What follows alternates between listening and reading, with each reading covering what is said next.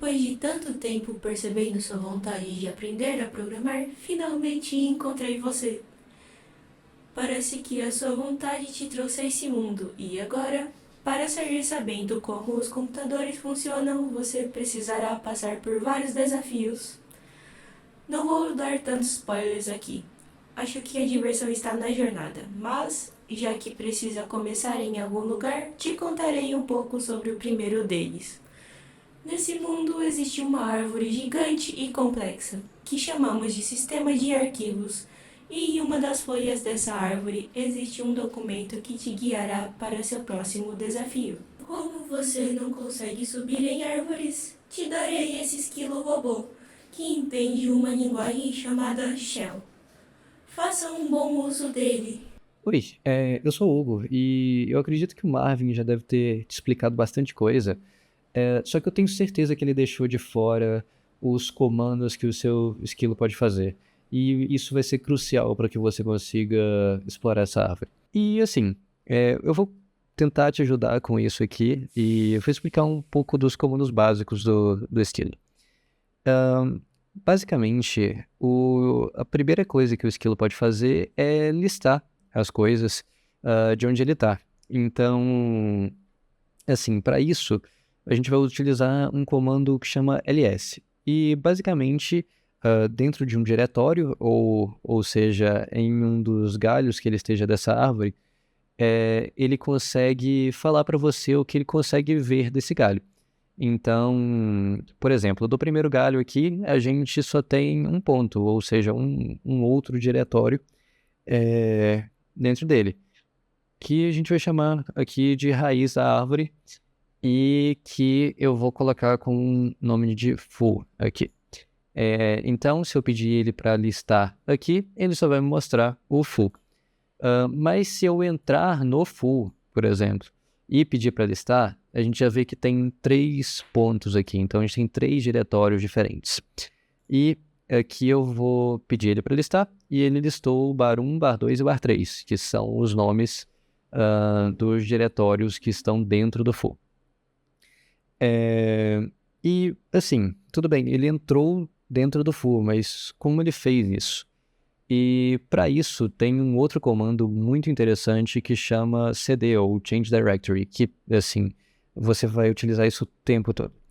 E esse comando de Change Directory, basicamente, vamos supor que eu ainda não estou no full aqui e eu quisesse ir para lá. Então eu vou dar um cd full e eu entrei aqui. E além disso, tem uma parte muito interessante desse comando que você pode simplesmente passar sempre o caminho a partir da raiz. Então, imagine que eu estou a partir do full aqui e estou querendo acessar o bar 3. Eu quero entrar no bar 3. Então, eu vou colocar cd full barra bar 3. E isso vai jogar o esquilo dentro do bar 3 já. Ou eu posso relativizar isso. Então, eu posso falar pro esquilo aqui, bem, você já está dentro do full, e eu só quero acessar o bar 3. Então, eu posso dar um cd.bar3 que ele vai entrar dentro do bar 3.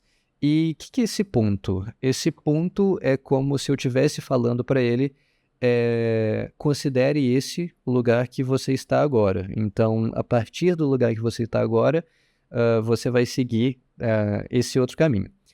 E eu também posso utilizar 2 pontos. Então, imagina que eu estou aqui no bar 3 e eu quero ir para o diretório que é anterior ao full. Então, eu vou dar ponto, ponto, barra, ponto, ponto. Porque eu estou saindo do primeiro diretório que eu estou aqui, que é o bar 3. Agora eu fui para o full. E eu estou saindo do full. Então, 2 vezes, né, os 2 pontos. Então, eu já estou fora aqui do diretório do full. Bem, isso já é bem legal, mas a gente está procurando por um documento. E, assim, a gente vê poucos documentos aqui. Os documentos, não sei se vocês já perceberam, mas são essas folhas, são os que estão marcados em rosa aqui. esses documentos o esquilo não consegue interpretar por ele mesmo. Afinal, tipo, ele é só um esquilo. E para isso ele pode te mostrar o que tem dentro desses documentos. E para isso a gente vai utilizar um comando chamado catch.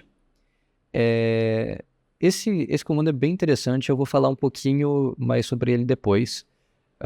E ele pode ser bem interessante depois, mas por enquanto eu queria falar de outras coisas que o nosso esquilo consegue fazer. E ele consegue alterar a estrutura da própria árvore também. E, assim, você pode utilizar, por exemplo, um comando que chama rm, que é bem parecido com remove, e remover uma parte dessa árvore. Isso tanto diretórios quanto arquivos. Existem argumentos específicos que você vai utilizar para diretórios, mas enfim, a gente pode elaborar isso um pouco depois. Ele pode fazer novos diretórios ou ele pode fazer novos documentos também, o que pode ser bem interessante. Então vai que o documento que você está procurando agora não existe e precisa ser criado. Então você consegue com o comando touch, fazer esses novos documentos. Fora isso, ele também tem umas características especiais que você pode utilizar após cada comando para fazer com que eles sejam ainda mais fortes. Bem, eu vou dar alguns exemplos simples aqui, mas para que o seu esquilo consiga entender que ele vai fazer alguma coisa e em seguida outra coisa, você pode utilizar o ponto e vírgula. Então, deixa eu dar um exemplo aqui. Eu posso, por exemplo, estou aqui no foo, na verdade estou no foo agora, vou entrar no bar 3, então vou dar um cd bar 3, ponto e vírgula, listar, então ls, para eu entender o que tem dentro do bar 3. Então, assim, eu falei para ele em um comando só, entrar no bar 3 e listar o que está acontecendo. Mas existe uma possibilidade também de você querer que ele faça duas coisas ao mesmo tempo. E assim, é surpreendente, mas ele consegue. E para isso você vai utilizar o e-comercial. Um exemplo disso, imagine que eu estou com pouco tempo e eu quero analisar todos os documentos de uma pasta com uma função que eu criei que vai fazer com que o esquilo entenda. E aí eu posso executar isso ao mesmo tempo para todos os documentos. Outro exemplo bem legal, eu falei agora que apesar do esquilo não conseguir entender o documento, ele consegue fazer alguma coisa com o conteúdo do documento. E para isso, normalmente a gente vai utilizar o pipe, que dado alguma coisa que o esquilo já fez e que tem um resultado que ele deveria te mostrar, ele em vez de te mostrar vai falar, não, na verdade eu vou fazer alguma coisa com isso. Então, para que ele consiga entender isso, você utiliza o pipe.